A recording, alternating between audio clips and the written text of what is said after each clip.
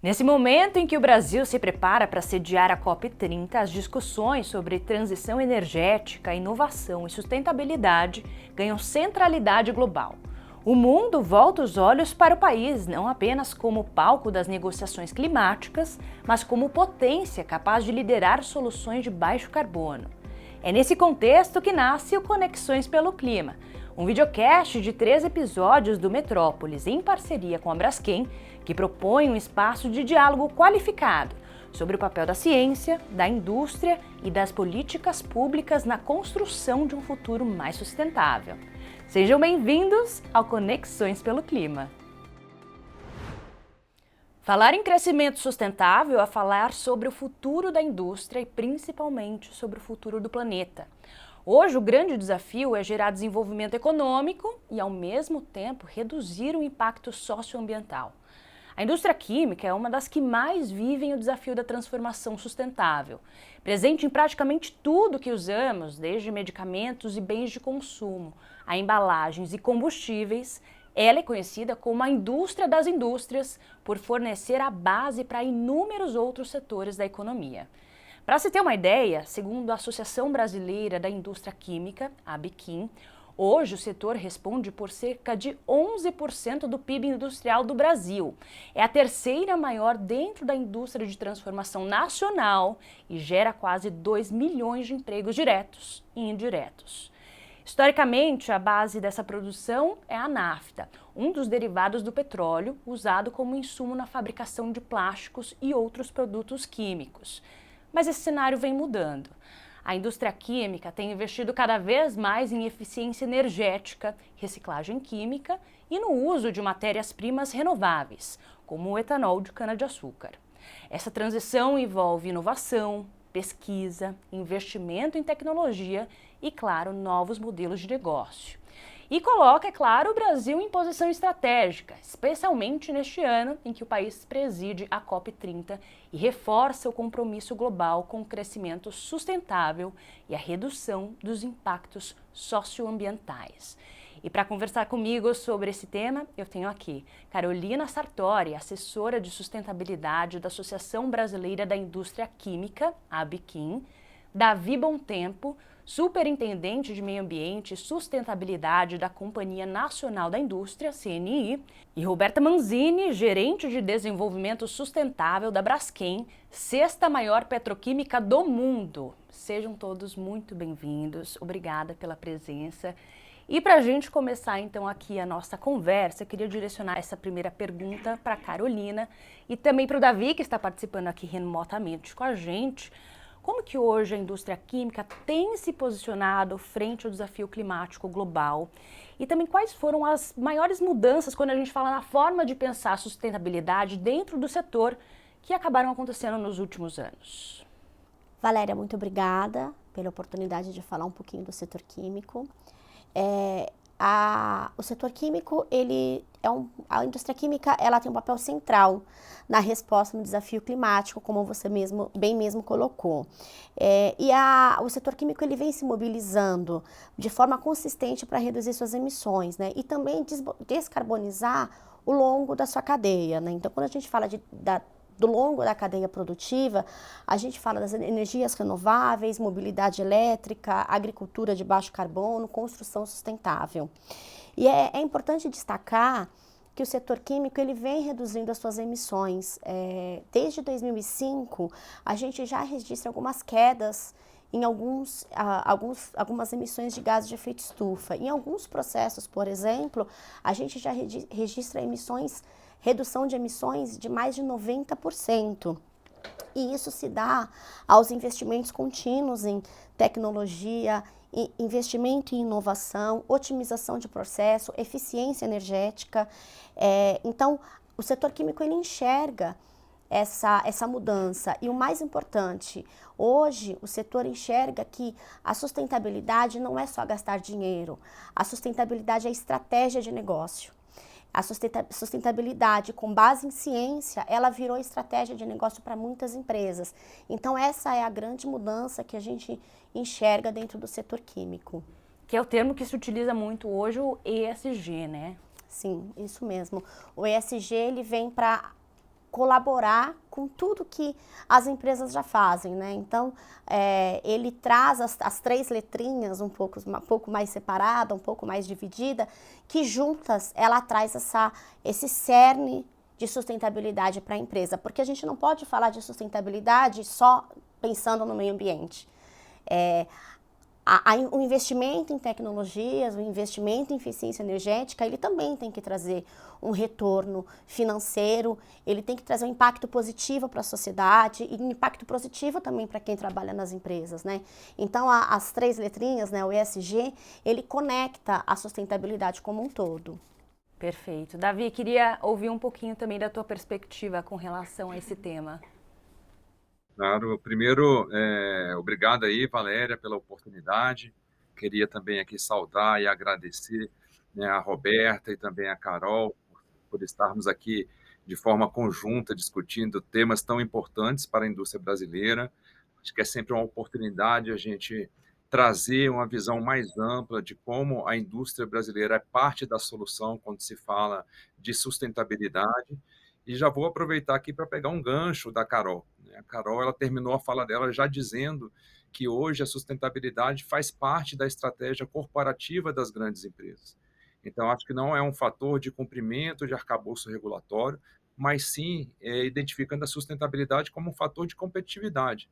E dessa forma a gente passa a ter muito mais acesso a mercados, passa a atender também o perfil do consumidor que a gente vê cada vez mais procurando saber como que aquele produto é produzido, como que aquele serviço é prestado, quanto que aquela empresa ela emprega em termos de eficiência energética, de eficiência hídrica, se ela contempla também o bem-estar social ao redor daquela planta, se tem um programa de gestão de resíduos.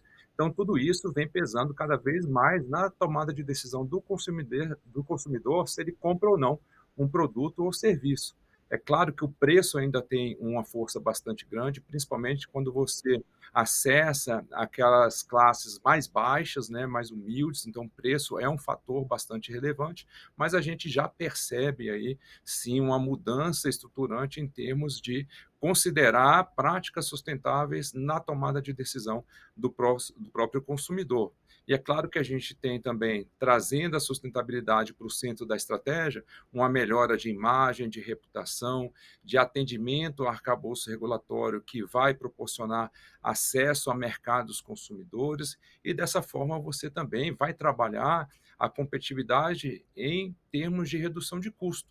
Se você tem projeto de eficiência energética, passa a gastar menos energia dentro do seu processo produtivo, gasta menos água, logicamente você tem um impacto de preço e também aí uma competitividade maior dos seus produtos. Então, diria eu que sustentabilidade hoje ela é fundamental. É claro que grandes empresas também vêm investindo na sua cadeia de fornecedores. O que a gente percebe é que as grandes já fez esse investimento, já trouxe a sustentabilidade como parte do seu negócio, mas tem um papel também aí bastante importante e preponderante de incentivar, né, as boas práticas sustentáveis dentro da sua cadeia, né, de fornecedores. Então, acho que é uma abordagem moderna, uma abordagem de competitividade e, com certeza, acho que a indústria brasileira hoje está muito bem posicionada. Vou aproveitar esse gancho aqui que você falou das grandes, porque temos uma delas aqui, né? Que é a Braskem, representada nesse momento pela Roberta. Mais uma vez, obrigada pela presença. A Braskem que tem uma trajetória super sólida quando a gente fala de sustentabilidade, são pelo menos aí 2 décadas à frente do tema quando a gente fala do setor químico brasileiro, né?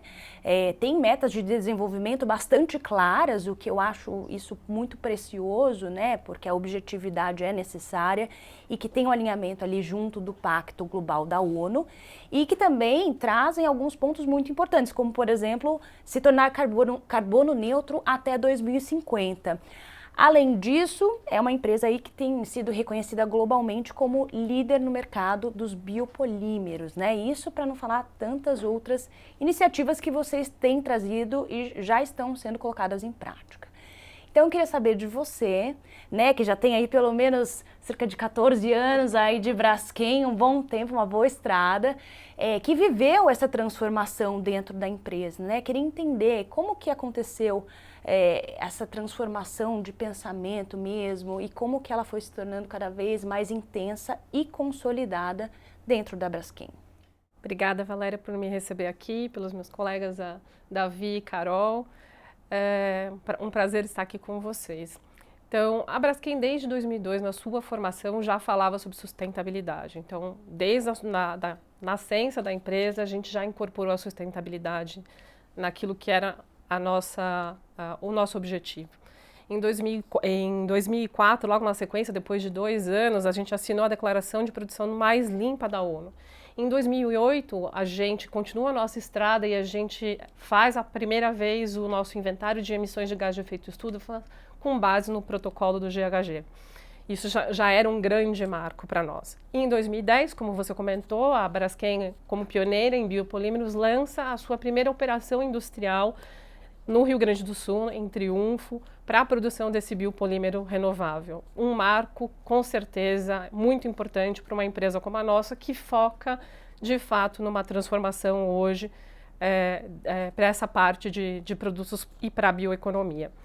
E em 2018, a gente segue nessa linha e a gente vem com toda a parte nossa do desenvolvimento sustentável, da criação das metas. Como você comentou, a gente tem a nossa meta de neutralidade para 2050, para escopo 1 e escopo 2, mas a gente também tem os 15% de redução de emissões de gás de efeito estufa para 2030. Uma meta bastante desafiada, mas que a gente já conseguiu até agora atingir 1,1 milhão de reduções de gás de efeito estufa, como o CO2.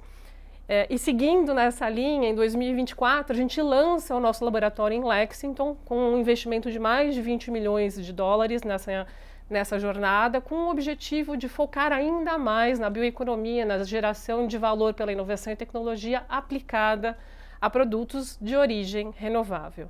E agora, em 2025, a gente lança o nosso programa de transformação, que é chamado em inglês Fly Up to Green e Switch to Gas, Fly Up to Green, que significa a transformação da indústria numa movimentação de gás, da substituição da nafta por gás natural, pelo menos parte dela, e intensificando ainda mais aí a parte dos nossos produtos renováveis. E aí estamos assim, nessa nossa jornada de crescimento aí para essa transformação que é necessária para essa mudança climática. E é interessante na tua fala exatamente isso, né? Como ano após ano vai se tornando cada vez mais intenso, né? Que mostra exatamente essa preocupação com pensar a sustentabilidade em todos os aspectos, né? Então, o que começa ali, de repente, numa pontinha, vai se tornando cada vez mais intenso. E que, é claro, quando a gente fala sobre esse assunto, a gente não pode deixar de falar, como você trouxe, da descarbonização, da redução, pelo menos num curto prazo aí, das emissões de carbono. E o Brasil mesmo, ele já é signatário de vários tratados muito importantes pelo mundo, né? Como a Convenção da ONU sobre Mudança do Clima, o Acordo de Paris, que, como a gente tem trazido, reforça a redução de pelo menos 53% das emissões de gás carbônico até 2030 e neutralidade de carbono até 2050. Também tem sido um protagonista histórico, né? A gente sediou a Rio 92, estamos aí com a COP30 batendo a porta, que deve acontecer em Belém, e tudo isso vai reforçando, né, o compromisso do nosso país com a descarbonização e também com essa transição sustentável. E aí, diante disso, é claro, trazendo novamente o setor químico, a própria Abiquim traz que hoje a matriz energética brasileira da indústria química é formada por 82,9% de fontes renováveis, enquanto a média mundial é de apenas 28,6%, o que já coloca o setor, então, muito à frente do restante do país, quando o assunto é, então, redução de emissão de carbono e matriz energética renovável. A química ainda, trazido esse dado pela Abiquim, é a mais sustentável do mundo e líder em produtos renováveis. Sua produção é menos carbono intensiva, entre 5% e 35% menor se comparado com a Europa e entre 15% e 51% menor se comparado com o restante do mundo. tudo isso reforçando essas tomadas de medidas que o Brasil tem trazido, né, não só no público, mas principalmente também no privado. Então, Carolina, eu queria saber de você, já que eu trouxe alguns dados aqui da Abiquim, quais medidas efetivamente têm sido tomadas aqui no Brasil para que essa transição esteja acontecendo de maneira eficaz, eficiente? Bacana, Valéria. Então, a Abiquim ela tem trabalhado de maneira bastante proativa quando a gente fala de emissões de gases de efeito estufa. A Abiquim ela tem o programa Atuação Responsável, que monitora dentro do programa Atuação Responsável. A gente tem os indicadores e nesses indicadores as nossas associadas reportam a emissão de gases de efeito estufa do ano que passou.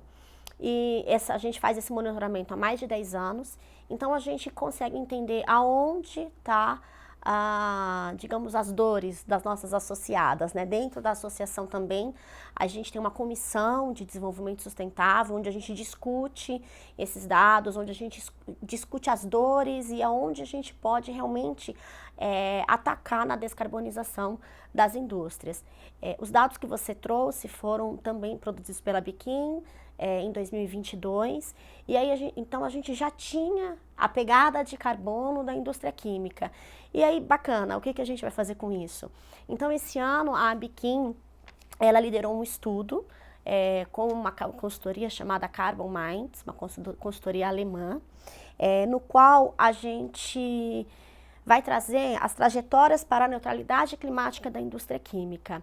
Dentro desse estudo, a gente identificou algumas rotas tecnológicas para a descarbonização da indústria química. E o estudo trouxe que é possível a gente descarbonizar e a gente mitigar as emissões de gases de efeito estufa do setor químico.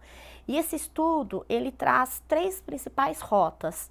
O uso de biomassa, como você bem comentou, o etanol, né?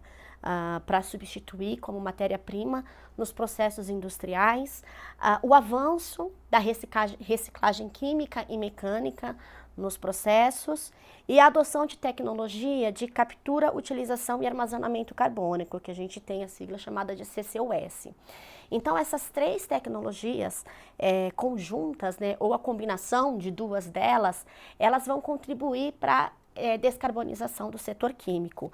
Mas é sempre importante a gente reforçar que esse estudo, ele só vai ser possível quando a gente trabalha em colaboração com a indústria, o governo e a sociedade.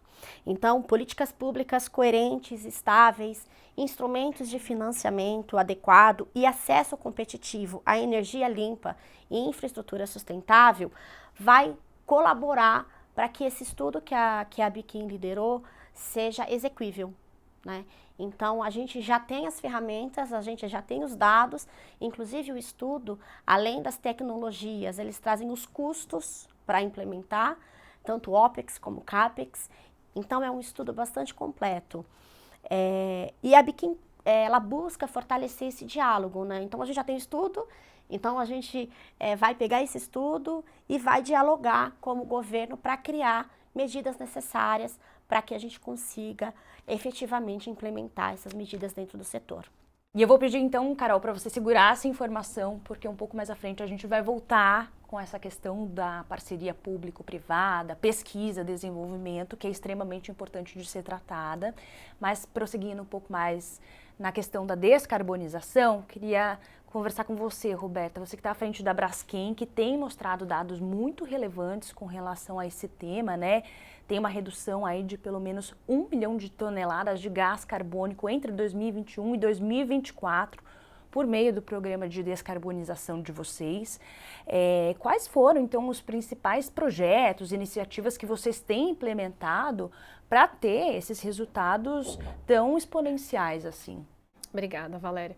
Então, como a gente comentou nessa crescência nossa de sustentabilidade dentro da Braskem, em 2021 a gente lançou o programa de descarbonização industrial integrado, com uma equipe dedicada para olhar os nossos ativos e com isso conseguir enxergar as oportunidades que a gente tinha de descarbonização. E de fato a gente chegou nesse 1,1 milhão agora em 2024, então desde 2021, mas corroborando no final de 2024, 1,1 milhão. E são 4 principais frentes que são trabalhadas. A parte de melhoria contínua, que basicamente é a parte de você olhar a operação e sem investimento conseguir fazer ajustes na sua operação para que ela seja mais efetiva, melhor, e com isso você tem redução de consumo de energia ou mesmo redução de consumo de insumos que implicam diretamente na descarbonização, no consumo e, consequentemente, na emissão de CO2 e, nesse caso, na descarbonização. Além disso, a gente trabalhou em eficiência energética, na troca de matriz energética e na eletrificação. Então, trazendo aí 2 exemplos de projetos importantes dentro da Braskem, um deles a gente chama de biomassa. Esse projeto foi instalado em Marechal Deodoro, na nossa instalação em Alagoas. Tem como objetivo a substituição do gás natural num valor de 200 mil metros cúbicos por dia de consumo de gás natural, que foi substituído por vapor, e esse vapor produzido por cavaco de eucalipto. Então a gente passa a produção por uma biomassa e, consequentemente, passa a ter aí a parte de energia renovável dentro do nosso site. Isso nos possibilitou reduzir 150 mil toneladas de CO2 equivalentes nesses 1,1 que a gente comentou que conseguiu atingir de 2021 a 2024. Um outro grande projeto que a gente tem aconteceu aqui em São Paulo, no ABC, o projeto chama Vesta, foi instalado na nossa unidade daqui. E esse projeto ele faz também a parte de conversão de turbinas que passam a funcionar junto com uma cogeração usando uma corrente com alto teor de hidrogênio que já existia nas nossas instalações para fazer a geração de energia elétrica para a nossa planta. Esse projeto, inclusive, vai ser premiado pela SBCOP na COP30 como um dos 6 projetos de melhor transformação energética apresentados no SBCOP. Então é um orgulho para nós a gente ver que, de fato, olhando com cuidado as nossas instalações e as nossas operações, a gente consegue, sim, fazer reduções significativas, em alguns casos, inclusive, sem custo operacional. Essa tua fala me remete muito que é exatamente isso, o pensar fora da caixa, né? Sair um pouco do modo automático e pensar fora da caixa mesmo para trazer essas novas soluções, né? Porque é isso, são soluções que vêm da natureza mesmo, né? Que trazem resultado a partir da natureza. E também tem um outro que é bastante interessante, que é o eteno renovável, né? Que é produzido a partir do etanol da cana-de-açúcar e vem aí como uma possibilidade mais sustentável quando a gente compara com o que é obtido da nafta, né? Isso tem também corroborado por essa redução de CO2 de vocês? Com certeza, faz parte da nossa estratégia de transformação e, consequentemente, de descarbonização para a gente conseguir alcançar a neutralidade em 2050.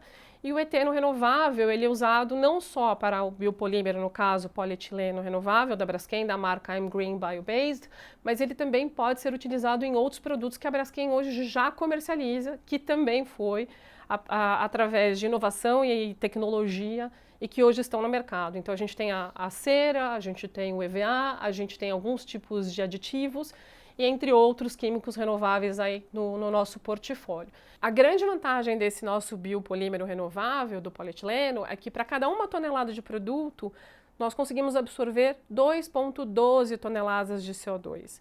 Isso, comparado com outros produtos, traz um benefício muito grande para o processo de descarbonização. Então, é a movimentação da Braskem, é para onde a gente tem toda a nossa transformação de fato, migrar para uma bioeconomia e para as vantagens que os produtos renováveis podem trazer. E como eu comentei anteriormente, o nosso portfólio só cresce. Comentei sobre o laboratório que foi inaugurado em Lexington e é lá que a gente faz o desenvolvimento dessas novas tecnologias. E olha quantos exemplos você trouxe, né, Roberta, aí, que podem ser colocados em prática no mercado pelas empresas, que realmente acaba servindo como uma experiência aí para todo o setor. E agora eu queria saber de você, Davi, que está em contato direto aí com as empresas do setor químico, se elas têm efetivamente conseguido colocar em prática esse processo de sustentabilidade, assim como, por exemplo, a Roberta trouxe da Braskem. Acho que a gente pode trazer 2 perspectivas, né, Valéria? Acho que a primeira, acho que a Roberta veio trazendo a partir dos exemplos, né, liderar pelo exemplo, é a gente investir tempo, investir recurso e também mostrar como que a indústria brasileira vem contribuindo para a transição para baixo carbono. Acho que isso é bastante importante, até porque você mostra que a indústria é parte da solução, que ela está envolvida, que ela inova, que ela traz tecnologia e dessa forma ela vai contribuir para a solução de vários problemas que a gente tem hoje aí dentro da nossa perspectiva, dentro do nosso cenário, né? E o outro ponto é que a CNI ela trabalha para pavimentar um caminho legal e regulatório para que o empresário ele possa operar com segurança jurídica, com regras claras, com competitividade, e dessa forma fazer a economia girar com emprego, com renda, com desenvolvimento regional, né, e trazer esse ambiente mais salutar para os negócios, né? Então, acho que em termos de posicionamento, em termos de investimento e de oportunidade, eu acho que a indústria brasileira está muito bem conectada, né? E não é de hoje que ela vem investindo em transição para a economia de baixo carbono. Já é há bastante tempo. Se você pegar o setor químico, o setor de cimento, o setor de papel e celulose, alumínio, aço, todos eles, né, a gente percebe que é muito mais competitivo que esses mesmos setores em vários países desenvolvidos, seja pelo emprego de um combustível mais sustentável, né, mais renovável, seja pela uma modernização dos seus processos dentro de uma planta industrial, seja por aqueles projetos de eficiência hídrica, de eficiência energética, né, e dessa forma você tem aí um produto muito mais competitivo em termos de emissões de gás de efeito estufa, né? Então, acho que a indústria brasileira ela já vem investindo há bastante tempo, né? A gente lembra até da década de 70, quando já começou a se falar de etanol, né, de álcool, né, como um combustível. E hoje mesmo eu não conheço, né, muitos lugares no mundo onde num posto de combustível você tenha tantas opções, né, como etanol, né, o biodiesel, enfim, acho que a gente tem aí um leque, né, um portfólio de rotas, né, de alternativas de descarbonização. Descarbonização, aliás, né, é um dos temas mais falados hoje, né, não só aqui dentro no Brasil, né, o Brasil sendo reconhecido como o país do power shoring, né, hoje o que se procura? Se procura uma energia barata, segura, né, e sustentável, né, eu acho que o Brasil ele tem, de certa forma, a capacidade de poder oferecer essa vantagem comparativa, né, de matriz energética, elétrica, os biocombustíveis, somos os segundo maiores produtores de biocombustíveis, temos água, temos a maior biodiversidade do mundo, 20%, 15% só na Amazônia. A grande questão é como a gente transformar isso em competitividade, né? E aí passa a ter a necessidade da gente endereçar ações, né, esforço, iniciativa para superar algumas barreiras, né? Aqui acho que a Carol já tocou em alguns pontos, né, de políticas públicas, né? A gente sempre percebe um viés muito maior de um lado dessa política pública, que é o comando, o controle e a fiscalização, mas a gente já percebe, né, alguns projetos de lei, alguns arcabouços regulatórios, alguns atos normativos trabalhando o outro lado da moeda, que é o mais efetivo, que são os incentivos econômicos, né, como um crédito fiscal, a suspensão de alguns tributos, dado que é uma tecnologia nova, ela precisa de ganhar escala para ficar mais barata e ser muito mais utilizada. Enfim, a gente começa a perceber esse tipo de mudança hoje em dia e, dessa forma, a gente começar a ter um posicionamento cada vez melhor quando se fala de acesso a mercado internacional. Então, acho que a gente tem aí essa possibilidade, a gente precisa endereçar ações em termos de política pública, né, preparar a nossa mão de obra para receber essa nova economia baseada na descarbonização e, dessa forma, em várias rotas tecnológicas, para que a gente não tenha um apagão de mão de obra, acho que isso é muito importante. E o último ponto que eu queria trazer aqui é o financiamento. Financiamento, aliás, na minha opinião, vai ser o tema mais debatido na COP. Fazer uma transição para baixo carbono custa e custa caro, né? E dessa forma a gente precisa aí desenvolver mecanismos para que as empresas, né, elas tenham aí uma alternativa de captar um financiamento cada vez mais competitivos, com taxas de juros mais baixas e também com um tempo de financiamento mais alongado. Então é isso que o pessoal vem discutindo, né, tanto no ambiente empresarial quanto também no ambiente governamental, em como desenvolver essas linhas de crédito para que a gente possa financiar essa transição. Eu trago até um dado mais global, que hoje em dia a gente tem mais ou menos 600 bilhões de dólares de fluxo de capital internacional dedicados a iniciativas de mudança climática. A América Latina e Caribe só recebem de 4,5% a 5% desse recurso. Brasil, logicamente, um percentual ainda menor. Então, a gente precisa intensificar essas iniciativas para que a gente tenha condição de atrair cada vez mais capital.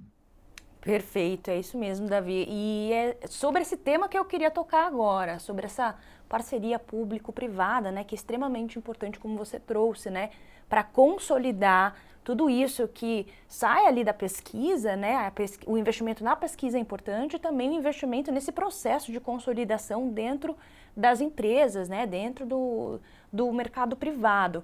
E, inclusive, em janeiro desse ano, né, o vice-presidente e ministro do Desenvolvimento, Indústria, Comércio e Serviços, Geraldo Alckmin, chegou a anunciar o investimento de 759,3 milhões de reais que aconteceu no setor químico no Brasil, fruto do regime especial da indústria química, o REIQ, que é um programa do governo federal que foi retomado, então, em 2023 e que prevê, como você trouxe, alguns incentivos fiscais já aí, que são muito importantes, né? Como isenção de piscofins na compra dos principais produtos usados na indústria petroquímica de primeira e segunda geração também.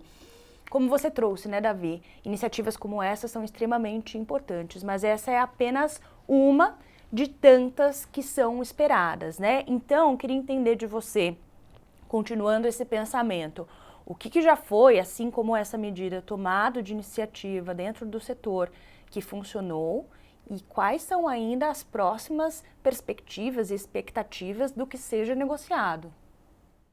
Eu acho que o ponto central aí é que a indústria brasileira ela tenha condição igualitária de competição, né? Acho que esse é o fator central. E para isso você vai trabalhar, né, várias políticas públicas para que você possa ter esse equilíbrio, de certa forma, competir, né, de uma forma mais igualitária com os outros atores, né? Se você lembrar, ano passado a gente teve a aprovação de vários projetos de lei. Tivemos aí o mercado de carbono, né, a indústria química sempre bastante envolvida dentro dessas discussões, junto com outros setores, junto com a CNI, fazendo uma articulação e a interlocução muito bem feita com o governo e também com outros atores, né? Tivemos aí eólica offshore, tivemos bioinsumos, tivemos aí o hidrogênio de baixo carbono, que já traz essa figura do incentivo, né, trazendo a figura do crédito fiscal, a suspensão, né, de alguns outros tributos por um tempo determinado para que você possa incentivar essa agenda. Tivemos o combustível do futuro, e aí a gente fala de biogás, biometano, de SAF, né, e de outras temáticas que vão também contribuir para a descarbonização no setor de combustíveis, né, e tivemos aí também outras alternativas que, né, não foram encaminhadas no ano passado, mas que a gente segue trabalhando, como a própria economia circular, né? A Braskem, aliás, trabalhou muito na elaboração da norma internacional. Se eu não me engano, trabalhamos juntos por 5 anos na concepção e na construção de uma norma ISO que fala de economia circular. A Braskem teve um protagonismo muito grande em várias discussões sobre conceitos, diretrizes, né, enfim, num arcabouço mais amplo do que é mesmo a economia circular e como que ela pode trabalhar não só o lado de redução de emissões, mas o uso eficiente dos recursos naturais. Todo esse conteúdo adquirido, toda essa massa crítica serviu também para contribuir no desenho de um projeto de lei que está em fase final no Congresso Nacional, né? Então, é um dos temas que a gente vai levar também para a COP, né? Um dos temas que vem sendo bastante incentivados, né, em termos de discussão e também de prioridades, né, e também de cases dentro da Sustainable Business COP, e é um tema que eu acho que vem ganhando bastante relevância, não só no Congresso, mas também a partir da sua política nacional.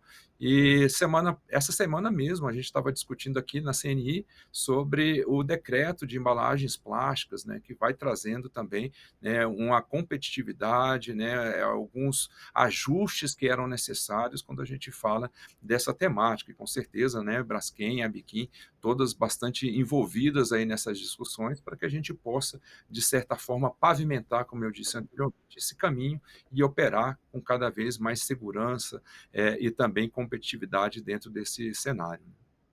Davi, aproveitando que você deu esse exemplo então da Braskem, Roberto, eu queria entender de você como que hoje tem se consolidado esse diálogo entre o poder público e a empresa privada Braskem, né? Como que isso tem se consolidado? O que que vocês esperam de diálogo para a COP30 e também um pós-COP30, né? Porque muita coisa pode acontecer.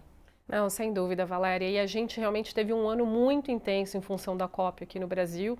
Muitos diálogos entre governo, setor privado, suporte da Biquim, suporte da CNI, nessa movimentação que o Davi comentou, de vários decretos e leis que estão andando. A Braskem tem, de fato, aí um protagonismo na parte de circularidade, a parte de responsabilidade social e a parte de mudança climática, são os temas que a gente mais toca, de fato, dentro do nosso advocacy. A Braskem tem buscado essa integração entre o setor privado e o setor público para que a gente possa ter incentivos tanto de oferta quanto demanda, para que a gente tenha mais produtos circulares, mais produtos renováveis colocados em forma competitiva no mercado e também no lado da oferta a gente poder ter disponibilidade de biomassa acessível, com custos acessíveis, para que a gente possa fazer de fato a transformação e com isso ajudar na questão da mudança climática. Então a gente realmente gostaria de fazer parte dessa mudança e esse é o nosso grande objetivo.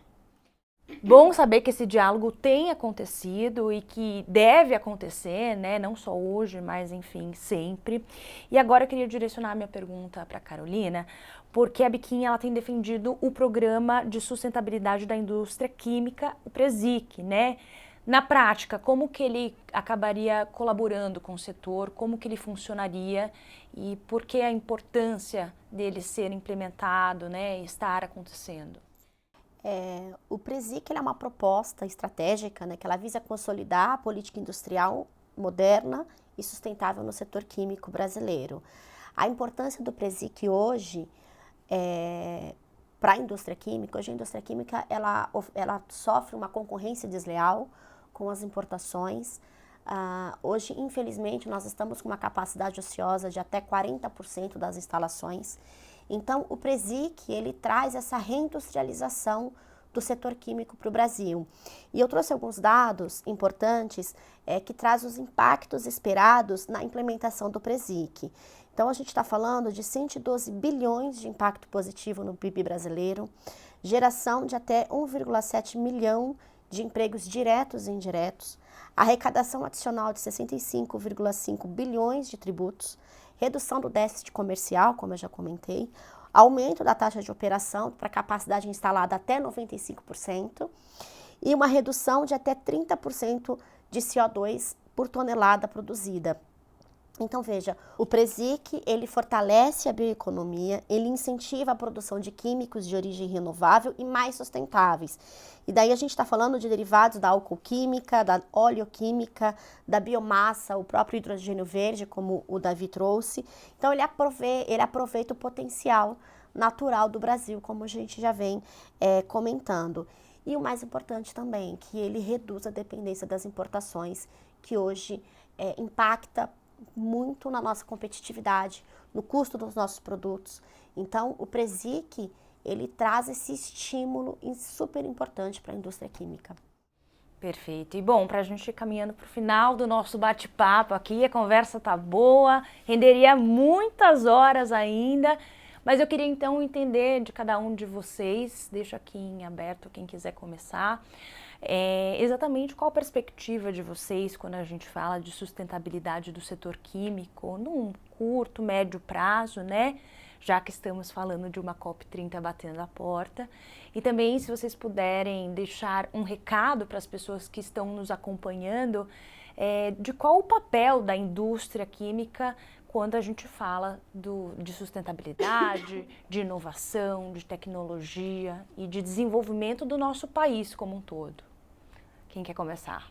Vamos lá, acho que a gente sempre trabalha por um objetivo maior, né? O objetivo maior é a gente caminhar para uma indústria cada vez mais competitiva com sustentabilidade, né? Eu acho que esse é o nosso objetivo geral, objetivo principal.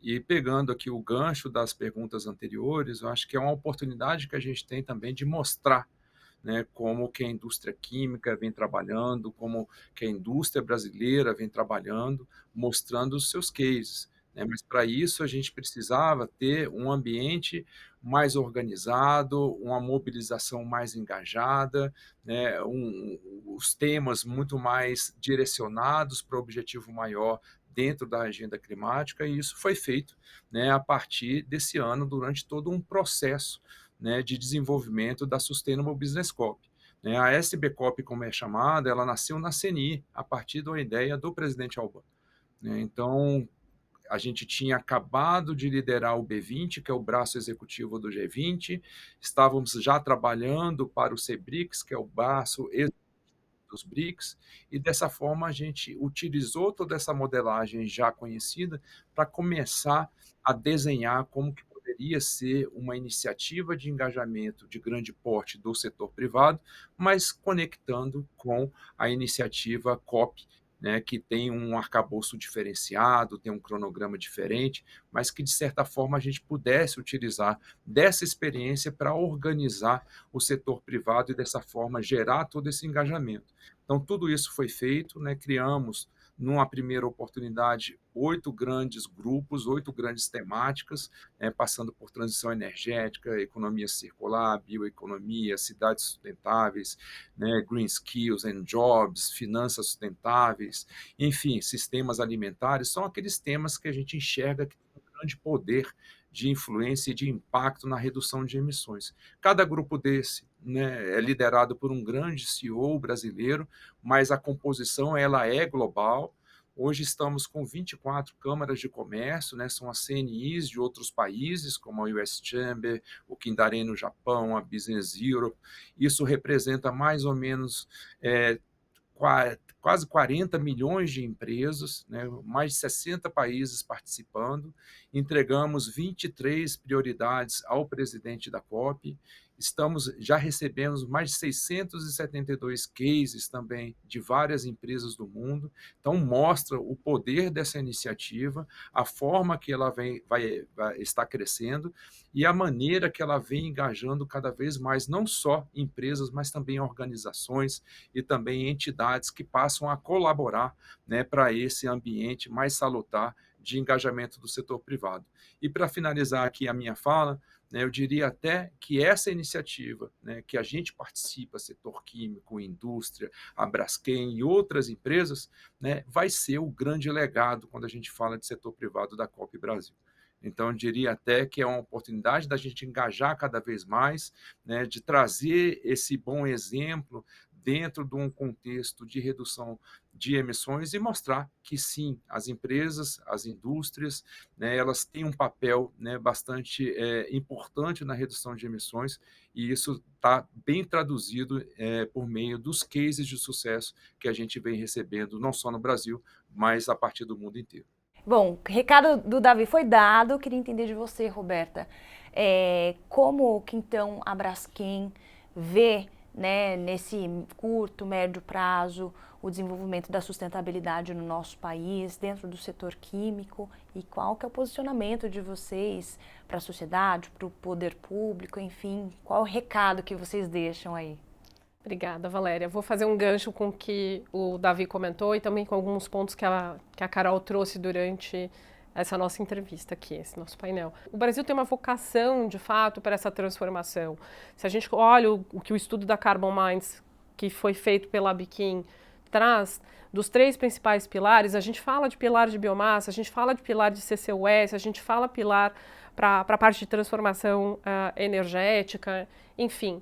O nosso país tem muita vocação para essa transformação. A gente já tem uma matriz energética mais limpa, a gente já tem um percentual de aplicação dessa energia. Se você pegar, por exemplo, no caso da Braskem, nós temos uma meta para 2030 de 85% da nossa energia ser renovável. E hoje a gente já tem 83,6% dela. Então já quase alcançamos a nossa meta para 2030, dessa parte da energia que a gente compra. Então, eu entendo que isso faz muito bem para aquilo que a gente está buscando como objetivo. O Brasil tem muito potencial como indústria química para ajudar nessa questão das mudanças climáticas. E agora com você, Carolina, como vocês se posicionam? Um pouquinho do que todos falaram, né?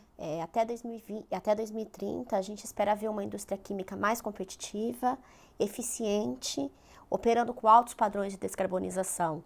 O estudo vai colaborar para que isso aconteça, para que a indústria química brasileira seja a mais limpa do mundo. E com o avanço do PRESIQ, por exemplo, isso vai tornar esse caminho muito mais possível e muito mais sustentável. Além disso, é importante a gente ressaltar que não é só o PRESIQ que a gente está atuando fortemente junto com o governo, com a CNI, com as associadas, com a Braskem. A gente participou ativamente da taxonomia, na construção da taxonomia brasileira, que vai proporcionar um financiamento sustentável para as empresas que realmente sejam sustentáveis. Então, a taxonomia traz regras claras de como uma empresa deve se portar no ESG. A gente fala também do Plano Clima, que foi construído a não sei quantas mãos, e isso que o Davi trouxe na fala dele, do comando e controle, da fiscalização, a gente não viu isso na construção do Plano Clima. A gente teve uma construção conjunta com o governo, né? Governo, a CNI nos apoiando, e foi importante essa construção do Plano Clima para mostrar para o governo as limitações dos setores, né? Não só do setor químico, mas de todos os setores. E também a gente está falando, esse ano e o ano que vem, a gente vai, pós-COP, como você comentou, acho que a gente vai trabalhar fortemente na regulamentação do mercado de carbono. Então, o órgão gestor já foi criado, e agora a gente vai começar o arcabouço regulatório de como vai funcionar esse mercado de carbono para o Brasil. E também está em elaboração ainda, que vai ser lançado junto com o Plano Clima, que é a Estratégia Nacional de Descarbonização Industrial. O MDIC também, junto com as associações, e a ENDE, que a gente chama, ela vai trazer os meios de implementação. Então, quais são os financiamentos que serão possíveis para atingir as metas do Plano Clima? Então, todas essas políticas públicas que a gente vem trabalhando, elas vão ser fundamentais para a gente ter lá em 2030 essa indústria química sustentável. Além disso, esse ano a gente já iniciou o programa Selo Verde junto com o MDIC. O setor químico, ele está trabalhando 4 cadeias de produtos, um deles é o polietileno renovável. Então, a Braskem está com a gente no Selo Verde construindo uma norma, e essa norma ela vai dar oportunidade e acesso a políticas públicas, a políticas compras sustentáveis. Então, o Selo Verde ele também vai ser uma porta para mostrar que esse produto é sustentável, renovável, e vai abrir caminhos também para incentivos, financiamentos sustentáveis, porque as empresas vão conseguir provar que aquele produto ele tem um selo verde, e esse selo verde ele vai ser chancelado pelo MDIC. Então, a construção de todas essas políticas públicas vai em encontro com o início da minha fala. Em 2030, acredito que a indústria química vai ser uma indústria sustentável, competitiva e inovadora. Dados os recados, mais uma vez, muito obrigada pela presença de todos vocês, por essa conversa tão construtiva. Certamente sairão muitos bons frutos dessa discussão. E obrigada a todos que nos acompanharam até aqui nesse debate tão rico e essencial para o futuro, não apenas da indústria química nacional, mas também do nosso planeta. E já aproveito e deixo aqui o convite para o 2º episódio do Conexões pelo Clima, onde falamos sobre biotecnologia, biopolímeros e a revolução biológica dentro da indústria química. Mais uma vez, muito obrigada pela companhia e até o próximo episódio.